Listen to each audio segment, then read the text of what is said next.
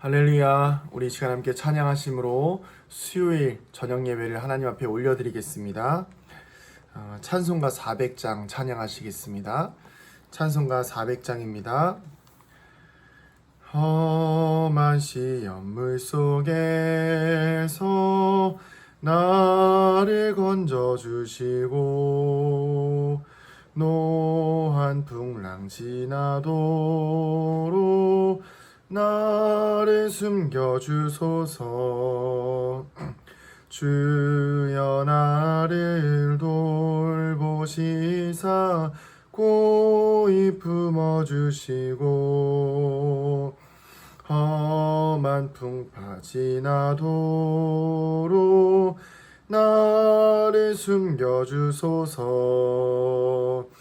권세 능력 무한하사 모든 시험 이기고 풍랑까지 다스리는 주님 앞에 비오니 주여 나를 돌보시사 고이 품어주시고 험한 풍파 지나도록 나를 숨겨주소서. 죄악 길에 빠진 이 몸 캄캄한데 헤매며 부르짖는 나의 원 들으소서. 내 주여 주여 나를 돌보시사 고이 품어주시고 험한 풍파 지나도록 나를 숨겨주소서. 아멘. 아멘. 우리 시간 함께 사도신경으로 우리의 신앙을 고백하겠습니다. 나는 전능하신 아버지 하나님, 천지의 창조주를 믿습니다. 나는 그의 유일하신 아들 우리 주 예수 그리스도를 믿습니다. 그는 성령으로 잉태되어 동정녀 마리아에게서 나시고 본디오 빌라도에게 고난을 받아 십자가에 못 박혀 죽으시고 장사된 지 사흘 만에 죽은 자 가운데서 다시 살아나셨으며 하늘에 오르시어 전능하신 아버지 하나님 우편에 앉아 계시다가 거기로부터 살아있는 자와 죽은 자를 심판하러 오십니다. 나는 성령을 믿으며 거룩한 공교회와 성도의 교제와 죄를 용서받는 것과 몸의 부활과 영생을 믿습니다. 아멘. 아멘. 함께 오늘 말씀 보도록 하겠습니다. 느헤미야입니다. 느헤미야 6장입니다. 6장 1절부터 19절 전체 말씀입니다. 다 처음부터 끝까지 한번 읽어보도록 하겠습니다. 느헤미야 6장 1절부터 19절입니다. 제가 읽겠습니다. 산발랏과 도비야가 아라비아 사람 게셈과 그 나머지 우리의 원수들이 내가 성벽을 건축하여 허물어진 틈을 남기지 아니었다 함을 들었는데 그때는 내가 아직 성문에 문짝을 달지 못한 때였더라. 산발랏과 게셈이 내게 사람을 보내어 이르기를 오라 우리가 오노 평지 한 촌에서 서로 만나자 하니 실상은 나를 해하고자 함이었더라. 내가 곧 그들에게 사자들을 보내어 이르기를 내가 이제 큰 역사를 하니 내려가지 못하겠노라. 어찌하여 역사를 중지하게 하고 너에게로 내려가겠느냐 하매 그들이 4번이나 이같이 내게 사람을 보내되 나는 꽃같이 대답하였더니 산발랏이 5번째는 그 종자의 손에 봉하지 않은 편지를 들려 내게 보냈는데 그 글에 이르기를 이방 중에도 소문이 있고 가스무도 말하기를 너와 유다 사람들이 모반하려 하여 성벽을 건축한다 하나니 내가 그 말과 같이 왕이 되려 하는도다. 또 내가 선지자를 세워 예루살렘에서 너를 들어 선전하기를 유다의 왕이 있다 하게 하였으니 지금 이 말이 왕에게 들릴지라. 그런즉 너는 이제 오라 함께 의논하자 하였기로 내가 사람을 보내어 그에게 이르기를 내가 말한 바 이런 일은 없는 일이요 내 마음에서 지어낸 것이라 하였나니 이는 그들이 다 우리를 두렵게 하고자 하여 말하기를 그들의 손이 피곤하여 역사를 중지하고 이루지 못하리라 함이라. 이제 내 손을 힘있게 하옵소서 하였노라. 이후에 무에다벨의 손자 들라의 아들 스마야가 두문 분출하기로 내가 그의 집에 가니 그가 이르기를 그들이 너를 죽이러 올 터이니 우리가 하나님의 전으로 가서 외소 안에 머물고 그 문을 닫자. 저들이 반드시 밤에 와서 너를 죽이리라 하기로 내가 이르기를 나 같은 자가 어찌 도망하며 나 같은 몸이면 누가 외소에 들어가서 생명을 보존하겠느냐. 나는 들어가지 않겠노라 하고 깨달은즉 그는 하나님께서 보내신 바가 아니라 도비야와 산발렛에게 뇌물을 받고 내게 이런 예언을 함이라. 그들이 뇌물을 준 까닭은 나를 두렵게 하고 이렇게 함으로 범죄하게 하고 악한 말을 지어 나를 비방하려 함이었느니라. 내 하나님이여 도비야와 산발랏과 여선지 노아갸와 그 남은 선지자들 곧 나를 두렵게 하고자 한 자들의 소행을 기억하옵소서 하였노라. 성벽 역사가 52일 만인 엘룰월 25일에 끝남에 우리의 모든 대적과 주위에 있는 이방 족속들이 이를 듣고 다 두려워하여 크게 낙담하였으니 그들이 우리 하나님께서 이 역사를 이루신 것을 알미니라. 또한 그때 유다의 귀족들이 여러 번 도비야에게 편지하였고 도비야의 편지도 그들에게 이르렀으니 도비야는 아라의 아들 스가냐의 사위가 되었고 도비야의 아들 여호하난도 베레가의 아들 무슬람의 딸을 아내로 맞이하였으므로 유다에서 그와 동맹한 자가 많음이라. 그들이 도비야의 선행을 내 앞에서 말하고 또 내 말도 그에게 전하매 도비야가 내게 편지하여 나를 두렵게 하고자 하였느니라. 아멘. 할렐루야. 우리 수요 예배를 드리시는 성도님들을 환영하고 축복합니다. 네, 이번 주 주일 예배는 정상적으로 드리게 되고요. 이제 당분간 수요 예배와 또 새벽 예배는 영상으로 드리도록 하겠습니다. 기억해 주시기 바랍니다. 오늘 말씀은 느헤미야가 성벽을 이제 전부 재건하는 장면이 나옵니다. 우리 15절에 보면 성벽 역사가 52일 만인 엘룰월 25일에 끝나니 이렇게 나와 있습니다. 52일 만에 그것도 뭐 현대에 발달된 기술이 아니라 과거에 좀 고전적인 기술로 성벽을 재건하였다는 것은 말 그대로 기적이라고밖에 표현이 안 되는 것입니다. 그러나 그 기적의 이면에는 하나님의 도우심이 있었다는 것을 우리는 기억해야 합니다. 삶의 많은 순간들에 기적을 경험하지만 그 기적을 경험하는 것으로 끝나서는 안 됩니다. 그 기적을 통해서 하나님의 일하심을 경험해야 하며 그 기적 안에 머물러 있는 것이 아니라 기적을 통해서 더 한 걸음 앞으로 우리의 신앙이 전진해야 하는 것입니다. 느헤미야는 성벽을 재건하는 것에 대한 하나님의 사명을 받아서 최선을 다하여 백성들과 함께 이 일들을 이루어 나갑니다. 결국 52일 만에 성벽을 재건하게 되는데 그 과정 속에서 순탄한 것이 아니라 계속해서 대적들의 공격이 있었던 것입니다. 오늘도 마찬가지로 성벽의 재건을 눈앞에 둔 시점에서 산발랏과 도비야와 게셈과 나머지의 원수들이 이제는 느헤미야를 아예 해치려고 합니다. 느헤미야에게 이런저런 토픽들로 만나자고 하지만 실상은 느헤미야를 해치려고 하는 일이죠.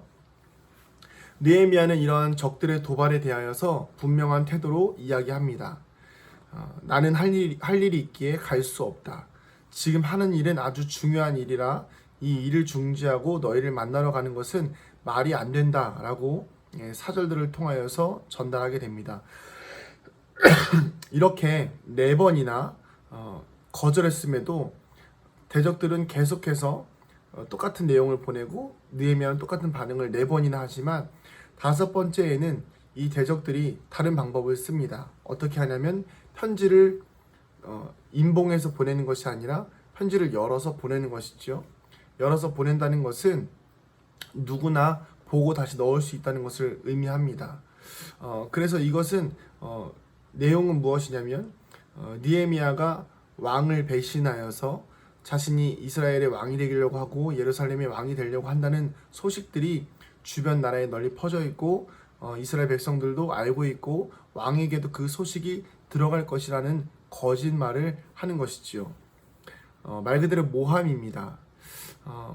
보통 사람이 한두 번만 안 좋은 이야기를 들어도 마음이 흔들리기 마련인데 느헤미야는 성벽을 재건하는 그 시점부터 해서 지금까지 계속해서 산발락과 도비야와 게셈에게 또 여러 원수들에게 이런 도발을 계속해서 당합니다. 느헤미야는 자칫하면 목숨을 잃을 수도 있는 모함에까지 결국 노출이 되는 것이지요. 그러나 누구나 흔들릴 수 있을 법한 상황임에도 불구하고 이 느헤미야는 이 상황에서 흔들리지 않습니다. 그리고 하나님께 기도합니다. 어떻게 기도하냐면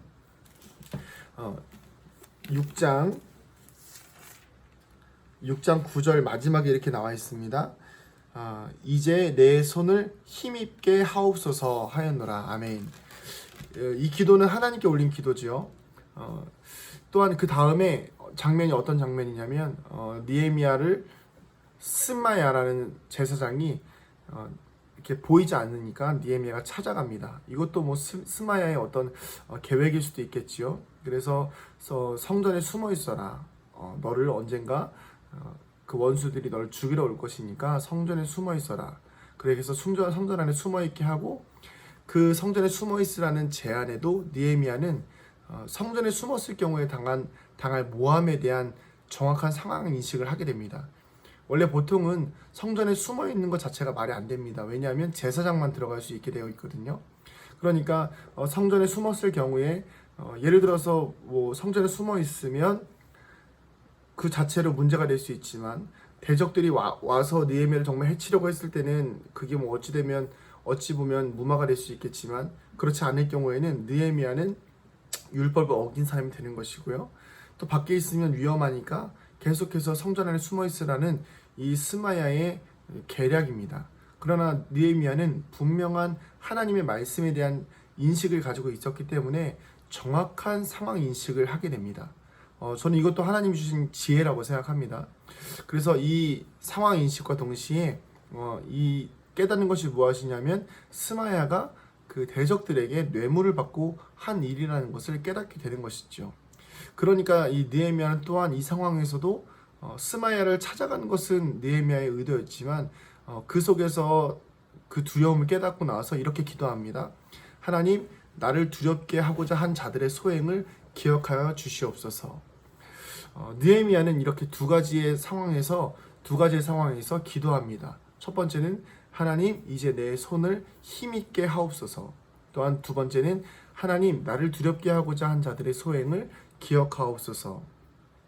우리는 오늘 이 느헤미야를 통하여서 52일의 기적을 경험하는 자의 태도가 어떠한 태도인지를 바로 알 수가 있는 것입니다. 그것은 바로 무엇이냐면 기적을 경험하기 위해서 또한 기적을 경험하는 상황은 바로 어떠한 상황과 환경과 모함과 도발이 있어도 그 모든 상황에 대한 반응을 하나님께 올려드리는 것입니다. 욥이 기적을 경험했을 때도 그렇고요. 모세가 홍해를 갈랐을 때의 기적도 마찬가지입니다. 모세가 홍해를 갈랐을 때의 그 어떤 사람의 원망과 환경과 상황을 보지 않았고 오히려 하나님을 의지하였던 것을 우리는 알고 있습니다. 느헤미야는 사실 두려워하였습니다. 감정적인 두려움은 느꼈겠지요. 인간적인 두려움은 느꼈을 것입니다. 왜냐하면 나를 죽이려는 사람들이 주변에 수두룩하지 않습니까? 심지어 제사장마저도 같이 믿고 지냈던 제사장마저도 자신을 유인해서 위협을 하려고 했던 것입니다. 그러나 그러한 위협 속에서 느헤미야는 타협을 하려고 한다거나 아부를 해서 그들에게 목숨을 구걸하지 않았습니다. 오히려 느헤미야는 그런 상황 속에서 하나님께 기도합니다. 뭐 길게 기도하는 것도 아니에요. 이제 내 손에 힘을 주옵소서. 이 짧은 기도이지만 이 짧은 시간 안에 하는 기도라도 느헤미야는 하나님을 붙들 수 있었던 것입니다. 또한 하나님 저들의 죄를 기억하소서. 이렇게 기도하는 것이지요.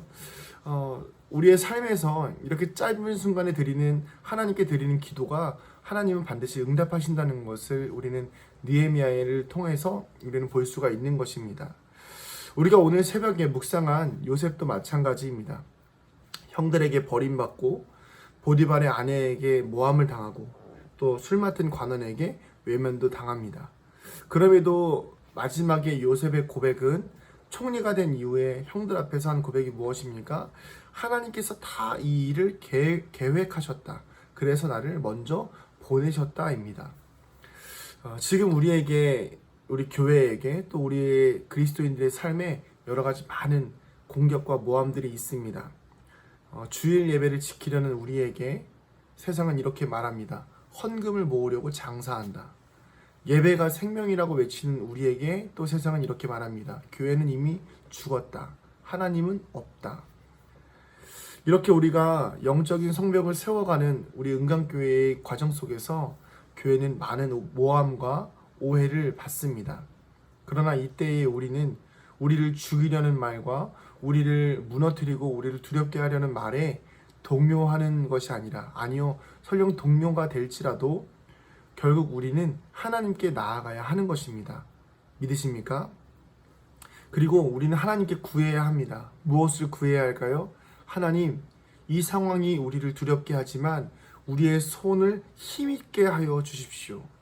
그래서 우리의 교회를 세워가는 일에, 우리의 무너진 영적 성벽을 세워가는 일에 하나님의 일하심을 보게 하여 주십시오. 이렇게 하나님께 당당하게 또 간절히 구해야 하는 것입니다. 성벽을 52일 만에 세운 기적적인 현장을 보고 이스라엘 백성뿐만 아니라 느헤미야를 공격하던 수많은 원수들도 깨닫기 시작합니다. 제가 15절을 읽어보겠습니다. 16절을 읽어보겠습니다. 우리의 모든 대적과 주위에 있는 이방 족속들이 이를 다 듣고 두려워하여 크게 낙담하였으니 그들이 우리 하나님께서 이 역사를 이루신 것을 알미니라. 아멘. 모든 대적과 모든 백성들이 고백합니다. 하나님이 이 역사를 이루신 것이구나. 하나님만을 의지하는 백성에게 하나님은 하나님의 기적을 보게 하십니다.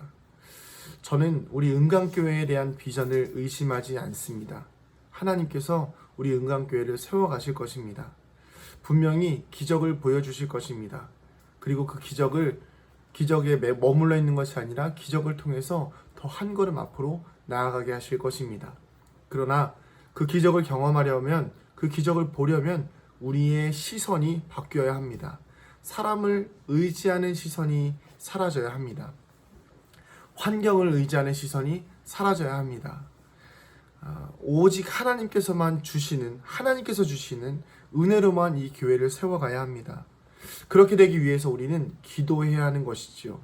아무리 원수가 우리를 모함한다고 해도, 아무리 원수가 우리를 위협한다고 해도 우리가 해야 할 일은 결국 하나님, 우리 손에 힘을 주시옵소서.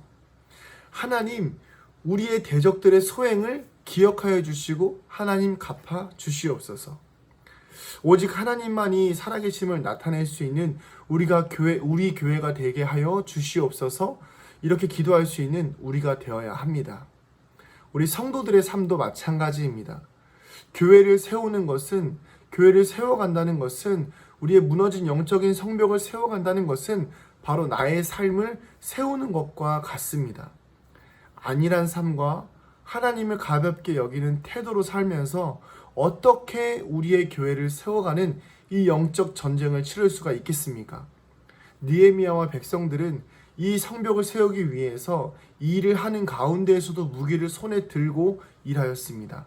그만큼 긴장 가운데 52일의 세월을 시간을 보낸 것이지요. 하나님을 의지하되 최선을 다해서 하나님만 의지해야 합니다. 더 간절히 더 최선을 다해서 하나님을 찾아야 하는 것입니다. 우리는 기도의 자리에 있어야 합니다.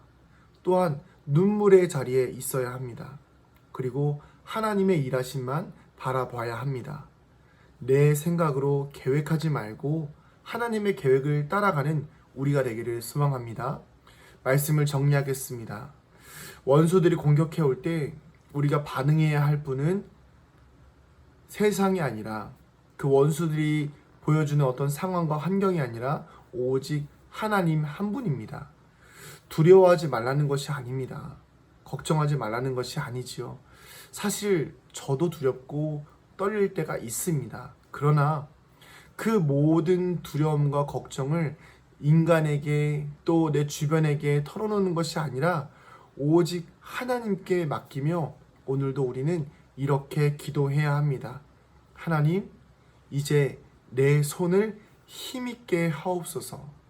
하나님, 이제 내 손을 힘있게 하옵소서. 이렇게 기도하고 하나님만 바라보는 우리가 되기를 소망합니다. 기도하시겠습니다. 하나님, 우리 사랑하는 성도들의 삶과 인생 가운데에 사단이 우리를 모함합니다. 우리를 무너뜨리려고 하고 우리를 힘이 빠지게 하며 우리를 두렵게 하려고 합니다. 심지어는 우리의 생명조차 위협할 만큼 큰 위협을 가하고 있습니다. 그러나 하나님, 이제 우리의 손을 힘있게 하여 주시옵소서. 우리를 공격하는 원수들의 공격을 기억하시고 갚아 주시옵소서. 그리하여서 하나님, 우리가 하나님만을 바라보고 나아갈 때에 하나님, 우리의 모든 원수들과 대적들과 세상이 하나님의 살아계심을 우리의 삶을 통하여 경험하게 하여 주시옵소서. 우리의 영적인 성벽을 세우는 일에 주저하지 않게 하여 주시고 우리의 영적 성벽을 세워가는 일에 두려워하여 인간을 의지하거나 사람의 생각으로 세워가지 않게 하나님, 하나님만 바라보고 나아가게 하여 주시옵소서. 이제 한 주간을 또한 살아갑니다. 남은 한 주간을 살아감에 있어서 하나님, 더 우리의 손에 힘을 주시고 더 열심히 우리의 성벽을 세워갈 수 있도록 하나님만 바라보고 기도하게 하여 주시옵소서. 이제는 우리 주 예수 그리스도의 은혜와 하나님 아버지의 무한하신 사랑하심과 성령님의 감화, 감동, 교통, 충만하심의 은혜가 우리를 힘있게 하시는 하나님을 바라보는, 하나님만 바라보고 살아가길 원하는 이 자리에 머리 숙인 사랑하는 주의 성도들의 머리 위에, 우리 은강교회 위에 이제로부터 영원토록 함께 하시기를 간절히 축원하옵나이다. 아멘.